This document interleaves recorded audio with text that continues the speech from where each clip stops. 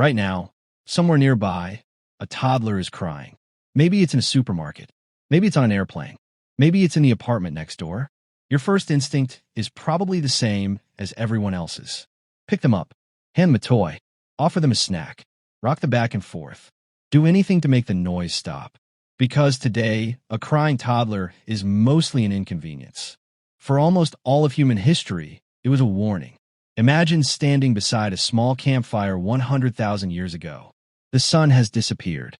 Beyond the circle of light, hyenas are calling. Somewhere farther away, a leopard is moving silently through the grass. There are no walls, no doors, no locks, and your toddler starts screaming. That sound doesn't just annoy everyone. It tells the entire landscape exactly where your family is. So how did ancient humans keep their toddlers quiet when quiet meant survival? The answer wasn't stricter parenting. It was building an entire way of life around making sure children rarely needed to cry in the first place. Human babies are strange. Compared to almost every other mammal, they're born astonishingly helpless. A newborn foal can stand within an hour. Baby chimpanzees cling tightly to their mothers for almost immediately. Human babies can't even support the weight of their own heads. That helplessness came at a price. As our ancestors evolved larger brains and began walking upright, babies had to be born earlier because the mother's pelvis could no longer safely deliver a more developed infant. Evolution solved one problem by creating another, a childhood unlike anything else in the animal kingdom. For years, every child depended completely on other people, and that changed everything. Here's what makes that so important. A hungry child cries. A frightened child cries. A cold child cries. An abandoned child cries. For an Ice Age family, every one of those cries carried risk. So instead of waiting for babies to become distressed, our ancestors evolved to prevent distress before it happened. Your body already knows one of their oldest tricks. In 2013, neuroscientist Kumi Kuroda and her colleagues at Japan's Riken Brain Science Institute asked mothers to carry their babies under different conditions. Sometimes they sat while holding them. Sometimes they placed them in a crib. Sometimes they walked while carrying them. The results were almost immediate. When mothers walked while holding their babies, crying rapidly decreased. Heart rate slowed. Tiny muscles relaxed. The babies became remarkably calm. Simply sitting and holding them didn't have the same effect. Walking did. Researchers call this the transport response. It's found across many mammals. Mouse pups show it. Kittens show it. Even baby gorillas become quiet when they're carried. Your child isn't inventing a new behavior when they only settle after you've walked laps around the living room at 2 in the morning. They're responding to a survival program that has existed for hundreds of thousands of years. For almost all of human history, babies were carried almost constantly, not because parents were overly protective, because putting them down often wasn't an option. Archaeologists rarely find ancient baby slings because leather, bark, woven grass, and animal hide eventually disappear. But sometimes they leave behind indirect evidence.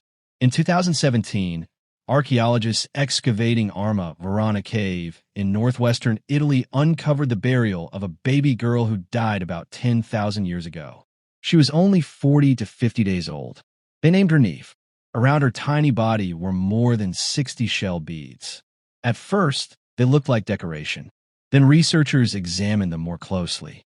Using high-resolution 3D imaging, they discovered the beads were heavily worn from long use before the burial.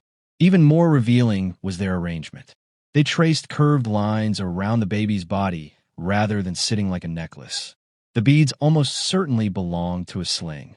Imagine sewing 60 tiny shells onto a baby carrier one by one. Then imagine refusing to remove them after your daughter died. Instead, you bury her wrapped inside the same carrier that had kept her close throughout her short life. 10,000 years later, archaeologists can still see that act of love preserved in stone. Think about that. But one exhausted parent couldn't carry a child forever. So humans solved the problem another way. They shared it. Anthropologists studying modern hunter-gatherer societies have repeatedly found that babies spend surprisingly little time with only one caregiver. Among the Hadza of Tanzania, the Kungsan of Southern Africa, and the F of Central Africa, infants are constantly passed between mothers, fathers, grandparents, older siblings, aunts, uncles, and friends. Among the F, researchers observe babies being held by as many as 14 different caregivers in a single day. This system is called alloparenting, but it's much older than the word itself. For early humans, childcare wasn't a private responsibility. It was community infrastructure. One person gathered food. Another carried the child. Someone else watched the fire. Another soothed the crying. The entire group became quieter because the entire group became responsible.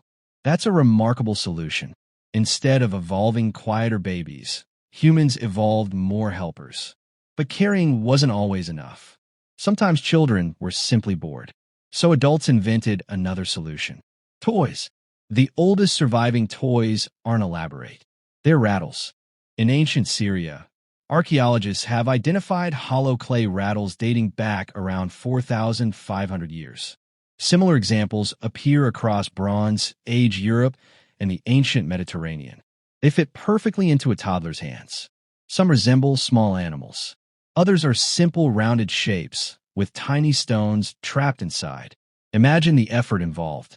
Someone gathered clay, shaped it, waited for it to dry, built a fire hot enough to harden it. Also, a restless 2-year-old would have something harmless to shake. That isn't entertainment. That's survival made tangible. A calm child is a quiet child. Of course, not every crying toddler wanted a toy. Sometimes they wanted food.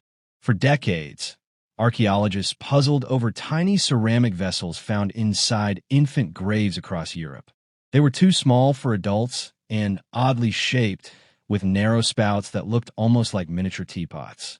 Nobody knew their purpose. Then, in 2019, researchers led by Julie Dunn at the University of Bristol analyzed residues preserved inside several of them. The answer was milk. Cow's milk, goat's milk, sheep's milk. 3,000 years before plastic bottles, parents had already designed feeding vessels specifically for babies. A full child, then as now, was usually a quieter child. Ancient parents also discovered that gentle rhythms mattered. Nobody knows when humans first began singing lullabies. We probably never will. Songs leave no fossils. But anthropologists suspect they may be among humanity's oldest forms of music. A steady heartbeat, a slow rocking motion, a quiet voice repeating the same melody night after night. These aren't modern parenting techniques. They're ancient biological conversations between adult and child. Now here's where the story becomes even more interesting. We often assume ancient parents succeeded because children were somehow tougher than they are today. The evidence suggests the opposite. Human toddlers have probably always been demanding. Evolution actually favored babies who cried when something was wrong. The child who cried when hungry was fed. The child who cried when cold was warmed. The child who cried when separated was found. Those children survived. Their genes became ours. The crying wasn't the problem. Ignoring it was. That's the paradigm shift. Ancient humans didn't create quieter toddlers. They created stronger connections. They redesigned daily life so children were carried before they panicked, fed before they became desperate, surrounded before they became frightened, and comforted before their cries echoed across the landscape. We often think silence comes from discipline. For our ancestors, silence came from belonging.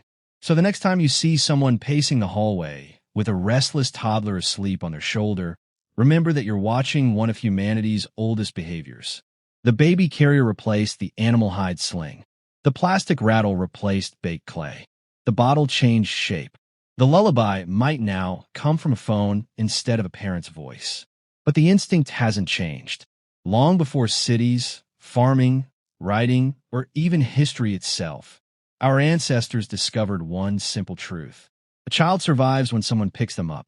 And after hundreds of thousands of years, we're still doing exactly that.